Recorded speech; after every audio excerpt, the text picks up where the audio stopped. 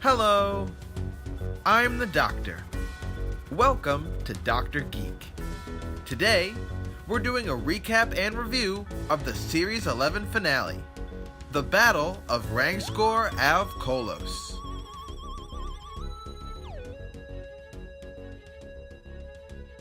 We start on a planet many years ago and meet two people named Delph and Andinio, who we will later learn are all that comprises a two-person race of people that live for millennia called the Ux. As they begin to perform a religious ceremony, suddenly something appears in a flash, and the Ux stand and gaze upon it in wonder. 3,407 years later, inside the TARDIS, the Doctor picks up 9 different distress calls, all coming from the same area of the planet Ranskoor av Kolos, which translates to Disintegrator of the Soul. The TARDIS warns them that the planet is transmitting violent psychotropic waves throughout its atmosphere that will extremely alter their brain function, and she gives them all neural balancers to wear on their temples, which will protect them from the effects of the waves. Locking onto a planet on the surface, the Doctor pilots the TARDIS there, and they begin to explore. But soon, one of the crew members comes out from the darkness pointing a gun at them, and asks them who they are and who sent them. But the Doctor does a great job of talking him down, as he is clearly unstable, and he tells them that he can't remember if he had a crew, or why he came here, or even his own name.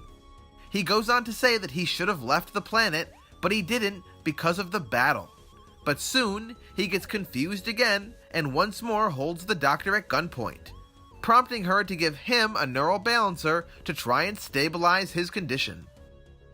After looking through the ship's logs, they find out that this man is commander of a 4-man crew, and the Doctor finds that the ship is at full power, and it could have left the planet at any time.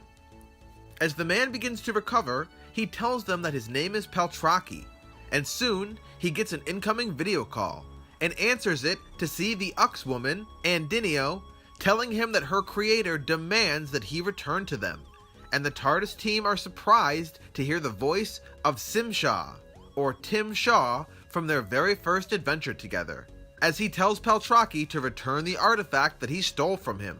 And to drive his point home, Tim Shaw kills one of Paltraki's crew, and with only 2 members remaining, he gives Paltraki until nightfall to return what he took. Confused, the Doctor asks Paltraki what he took, and he shows her a strange crystal with a vibrating black ball inside. But the Doctor can't figure out what it is, only that it's some sort of stasis technology from the Stenza, keeping whatever is inside very safe. After Ryan finds a mapping device with targets marked, they decide to use it to retrace Paltraki's steps, and to try and find and rescue his crew. And after the Doctor grabs the artifact, they head off. As they make their way across the planet, Graham pulls the Doctor aside, and he tells her that if he comes face to face with Tim Shaw, he will kill him for what he did to Grace. The Doctor first tells him to go back to the TARDIS, but when he refuses, she tries to change his mind, but to no avail. Graham is dead set on his decision. The group comes to a wasteland of broken ships, and Paltraki tells them that these are the ships that came before them, and across the carnage, they can see their destination, the Edifice, a massive ship floating in the mist. Once they arrive, the Doctor shows them some equipment that she brought from Paltraki's ship, including grenades, which the Doctor attaches to the artifact, a bomb, code breakers for doors, and throat mics that they wear on their necks to keep in contact. With that, the Doctor uses her sonic to try and get them onto the ship, but they are pulled on board by the building itself, and they all separate, with the Doctor sending Paltraki and Yaz to follow the markers on the mapping devices and try and locate where the artifact came from, and sending Ryan and Graham to do their best to find the missing crew, while she takes the artifact and grenades and goes to find their old friend Tim Shaw. As Ryan and Graham explore, Ryan tells Graham that killing Tim Shaw isn't what his Nan would have wanted, but Graham disagrees, saying that he thinks Grace would have wanted him to take a shot at Tim Shaw if he ever got the chance. Suddenly, a group of red-eyed cyclobots approach them, and while they make a run for it, they are quickly surrounded. However, As the Cyclobots shoot at them, they duck under the blasts, and the robots are killed by friendly fire. Meanwhile, the Doctor runs into Andinio and tells her that she has attached explosives to the artifact, and she learns that Andinio is a member of the Ux. The Doctor asks why the Ux attacked the ships outside, but Andinio says that they came for her creator and they simply defended him. The Doctor realizes that the building that they're in is the Ux Shrine, which is a living entity, and as Andinio once again threatens the Doctor to give up the artifact, she tells her to show her creator her face. And when Andinio complies, Tim Shaw tells her to bring him the Doctor, which confuses Andinio immensely, as she can't understand how anyone could possibly know her creator. As Yaz and Paltraki reach their destination, they find 4 more of the artifacts, while meanwhile, Ryan and Graham find the rest of Paltraki's crew trapped in stasis pods, along with many other prisoners. As the Doctor reaches Tim Shaw, she finds him connected to tubes, forced into this existence after his run-in with the Doctor, and stranded on this planet due to the Doctor corrupting his recall device. He sends Andinio away and tells the Doctor that after he arrived here, he took advantage of the Ux, and they now worship him as a god. He goes on to say that he used the power of the Ux combined with the knowledge of the Stenza so that he could finally get his revenge on the Doctor, and he thanks her for making him a god.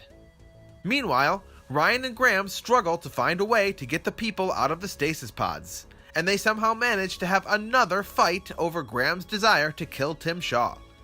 But Ryan tells Graham that he loves him, and he implores Graham to be the better man. As Yaz contacts the Doctor to tell her about the other crystals, her and Paltraki are forced to hide as Andinio comes into their room, and she makes her way to the back where Delth is being held against his will. And while Delth implores her not to do what she's about to do, telling her that it's wrong and will destroy both of them, she tells him that it is the will of their creator, and it's not their place to understand his greater plan. With that, she takes a seat in front of him, and they begin to activate their powers together, to some unknown end. Back with the Doctor, she guesses that he is using the Ux to create a weapon, which would explain why so many ships have come to stop him. And he tells her that the Shrine of the Ux is the weapon, the entire building that they are currently in, and he is using it to expand the Stenza technology from trapping a single person in stasis to trapping an entire planet, which was always the Stenza's ultimate goal. The Doctor runs from the room and quickly rejoins Yaz and Paltraki, who finally remembers why he came here in the first place, as the 5 artifacts are 5 planets that were stolen from their positions in space, to be held here, killing everyone who lived on them. The Doctor realizes that the Ux are creating a rift in space-time, and she warns Tim Shaw that bringing a 6th planet here could make the technology unstable, but he doesn't believe her, and he reveals that the current planet that the Ux are targeting is the planet Earth. As Ryan and Graham finally get the stasis pods open and begin to rescue the prisoners, Tim Shaw sees them, and he disconnects his hoses and begins to pursue them. As the Cyclobots begin to close in around Ryan and Graham, they radio the Doctor for some help, and Paltraki decides to go and assist them and get everyone back to his ship, telling the Doctor that he will wait for her as long as possible. He gets there just in time, shooting down the Cyclobots, and he takes the prisoners from Ryan and Graham, who stay behind to rescue the remaining people. Meanwhile, the Doctor is in awe at the Ux's ability to alter the shape of the universe by thought, but realizing that she can block the signal that they are producing with the neural balancers, she and Yaz remove theirs, exposing themselves to the harmful waves, and place them on the Ux, which stops their signal and saves the Earth. Andinio, upon coming out of her trance, is furious with the Doctor for interfering with the Creator's work, but the Doctor explains that they have been tricked, and that their Creator is a false god. However, suddenly, the crystals begin to crack, as like the Doctor feared, the technology is too unstable to hold them for long. The Ux tell her that they have the power to return the planets to their rightful places, but it will take time that they don't have. However, the Doctor has a secret weapon, and she calls the TARDIS. Back with Graham and Ryan, the last of the prisoners are rescued, but Graham decides to stay behind to rig an explosive that will stop the Cyclobots from following them, promising Ryan that he will be right behind him. But after detonating his bomb, Graham decides to break his promise, and he goes after Tim Shaw, finding him and holding him at gunpoint. But as he goes to shoot him, he realizes that he doesn't have it in him, and he decides to be the better man. But as Tim Shaw goes to attack him, Ryan returns to aid Graham, and while he distracts Tim Shaw, Graham shoots him in the foot, begging Ryan not to tell the doctor. And Ryan and Graham stand triumphantly over the only slightly wounded Tim Shaw.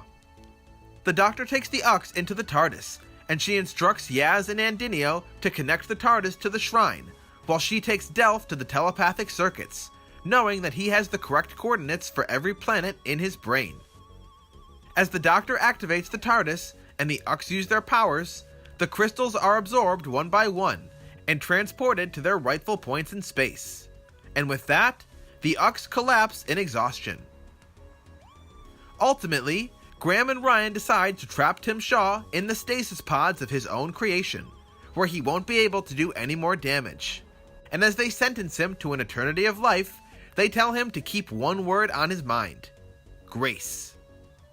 As the doctor thanks the Ux for what they did, Graham and Ryan rejoin the rest of their crew, and Graham tells the doctor that he was too weak to kill Tim Shaw, but she tells him that he's one of the strongest men she knows.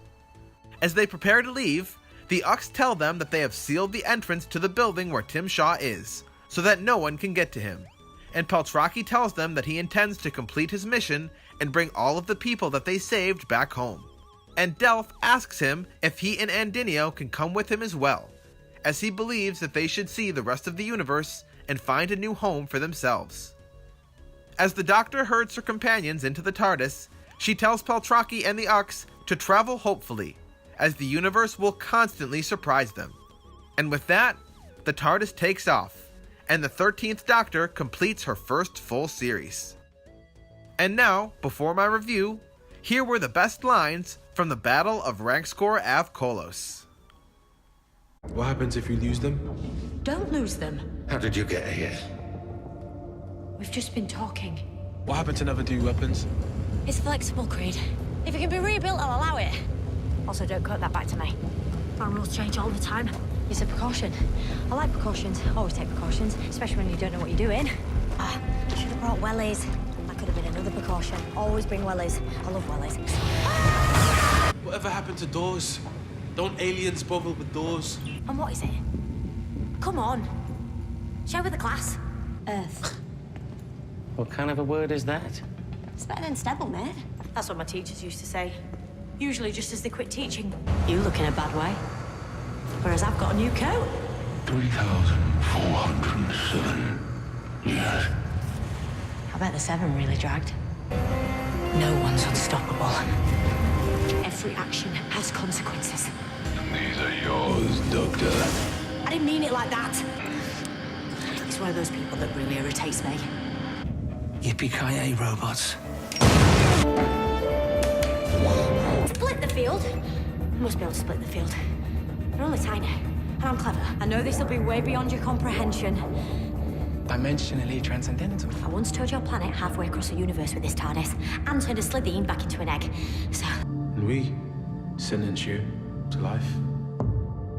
You are a couple of awesome Ux. Thank you. Come on, fam. I thought we weren't doing fam. I like it. Travel hopefully. The universe will surprise you. Okay, so much as we expected, this final episode brought the return of Tim Shaw from episode 1, which gave the series some nice stanza bookends to fit it all together, and it was able to give the characters some closure after their experiences in The Woman Who Fell to Earth. Samuel Oatley as Tim Shaw really took the character and ran with it, and I liked him 1,000,000% more than I did in week 1 when he was just the token villain. Now, that's not to say that I disliked him in week 1, as he was easily one of the better villains of the series, but as we all know, the villains this year have certainly been lacking, and he was able to bring even more menace to his character than the first time around.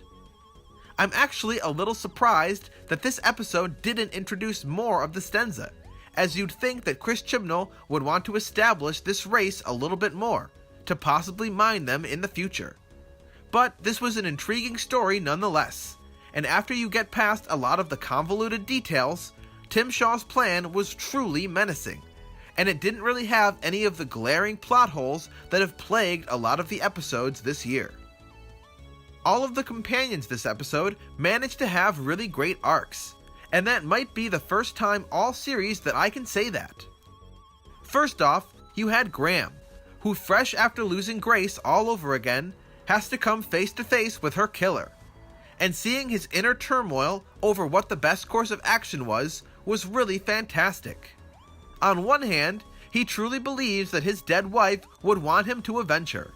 But on the other hand, he has the doctor, and even more important to him, Ryan, telling him to be the bigger man, and not to sink to Tim Shaw's level. In the end, his realization that killing Tim Shaw wasn't the answer wasn't terribly believable, considering his conviction for the entire episode, but it was honorable, and that's exactly what you'd expect of a good companion, even if it would have ended in his death if Ryan hadn't shown up. Speaking of Ryan, it was nice to see him being the voice of reason for once, as he tried to keep Graham on the right path. After finally calling Graham Granddad last week, I thought we were done with their silly fighting, but they managed to get one more fight in for us this week. However, Ryan knew that Graham was frustrated, and he maturely reacted to him, not by lashing out like he might have in the beginning of the series, but by telling Graham that he loved him, and that he only wanted the best for him. To top it off, the two of them got to deal with Tim Shaw together, in a way that they could both bond over and feel good about. And that was really nice to see. Finally, Yaz has been one of the bravest companions all series long, and she showed last week how she can really act as the doctor's sounding board as the two of them try to work through their problems together. And she showed both of those traits again this week, as she wasn't afraid to stay with the doctor until the very end, and she helped her find a way to stop the Ux's signal. Yaz might not get the most development, but her personality is definitely the most companion-esque, and you can tell that she would follow the doctor anywhere. So that alone makes her compelling. As for our guest stars, predictably, Mark Addy as Paltraki was fantastic, and my only problem with him was that due to his amnesia, half of his lines were basically, I don't remember. And it wasn't until the very end of the episode where his true character came through. I was happy to see him on the show, and I hope he comes back again, because he could have done so much more. As for the Ux, Purcell Ascot as Delph was very compelling, especially as he begged Andinio not to make him go through the planet snatching process again. And Phyllis Logan as Andinio was a great example of how blind faith can lead even the best intentioned people into committing horrific actions. I do wish we got a better explanation for what exactly the Ux are, but these two did a good job of bringing them into existence. Finally, Jodie as the Doctor had one of her strongest episodes to date. Her efforts to calm Paltraki down in the beginning were great, as she just comes across as so trustworthy as the Doctor. And even with a gun in her face, she shows no fear. In fact, No Fear was kind of her middle name in this episode, as she confidently straps bombs to herself and goes off searching for a fight with Tim Shaw. In the end, she manages to use her TARDIS to pull off the impossible, in pure Doctor Who fashion. And then, just before she leaves, she gives us some fantastic words of wisdom, and really puts the Doctor's beliefs into a few words. Travel hopefully. The universe will surprise you constantly. If we got one truly great thing from this series, it has to be Jodie's Doctor, as she's had a nearly flawless run so far.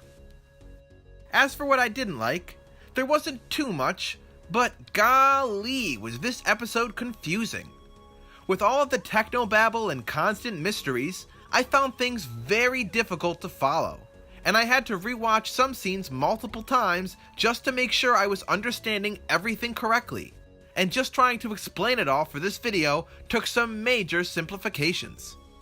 For one, the Ux. They are a race of only 2 people who live for millennia and they can alter reality with their thoughts. But at the same time, they worship a strange religion followed by no one else, and they've never seen any other worlds? I didn't really understand the point of the Ux and why they existed in the first place, and what exactly the extent of their powers really were. What I did understand was that they were immensely powerful, and that Tim Shaw was using them, plus his own knowledge, to pull planets out of space and into stasis. And in the end, that's all I really needed to understand. But I just feel like the Ux create more questions than they answer. And for beings who seem to be all-powerful, they also seem to be awfully naive. Also, the Cyclobots in this episode kind of come out of nowhere. And while they are a callback to the Ghost Monument, as they are the same kind of robots that they faced in Week 2, and the Stenza in theory were behind those robots, these ones have a red light instead of a blue light, and yet the TARDIS team identifies them immediately without a second thought. It's never explained who has built these robots, as even the ones in the Ghost Monument weren't made by the Stenza, only at their direction, so it's weird that Tim Shaw had this robot army mysteriously built. Finally, it's also strange that Tim Shaw has been on this planet for over 3,400 years. That's a really long time. And honestly, there's no reason why it needs to be that long. 10 years would have been fine. We're led to believe that Tim Shaw has been living with tubes in him longer than most anything would be alive at all. We're told that the Ux live for millennia, but apparently the Stenza do as well? And then adding to that the fact that he's been tricking the Ux for all this time, and it just becomes sad. Also, it took him over 3,000 years to create this technology that can trap planets, but then he waits until he's done it 5 times before he turns it on the Earth, which was essentially what he wanted to do with it in the first place. I just don't understand why he waited so long to do what he said was his mission, and what was his motivation for going after the other 5 planets. Why only wait to go after the Earth after the Doctor shows up? It's almost as if he forgot that that was his plan until he saw her. But I guess that's what 3,000 years will do to you. Ultimately, this episode was really interesting, as it delved into the unseen ramifications of what happens when the Doctor gets involved. Sure, without the Doctor in Sheffield that day, Tim Shaw would have killed 1 extra person than he already did. But that's it. He would have gone back to his planet and ruled the Stenza. But instead, the Doctor accidentally sent him to this planet, and put him on a path where he tricked a species for thousands of years, and killed billions of people as he trapped the planets in stasis. And that's all, indirectly, the Doctor's fault. When the Doctor learns that the planets were put in stasis, she says that that means that everyone on them died. And when the planets go back to their positions, no one says that those deaths were undone. I take that to mean that all of these planets are now empty and devoid of life, as that appears to be what happened. And that's truly horrifying. It just shows that, again, even the most well-intentioned people can be responsible for horrific things. However, seeing the clap-on lights in the TARDIS almost makes up for that. So, for a wild episode that managed to thrill more than most have this series, and made Tim Shaw even more menacing than he was the first time, I give the Battle of Ranskoor Av Kolos 8 Ux out of 10. So, that was my recap and review for Series 11, Episode 10, the finale for the series. And with the BBC just announcing that Series 12 won't be premiering until 2020, that means we've got a long wait before more regular Doctor Who. However, don't fret, because in 3 weeks, we'll have the New Year's special to enjoy, and I'll be putting out a lot of videos looking into that very shortly. In the meantime, don't forget to like and subscribe for new videos every week, and ring the bell so you don't miss anything. Let me know in the comments what your favorite part of the episode was, and leave me some ideas for videos that you'd like to see me make in the future. As always, thank you for being my companions on this journey today. I'm the Doctor. Bye for now.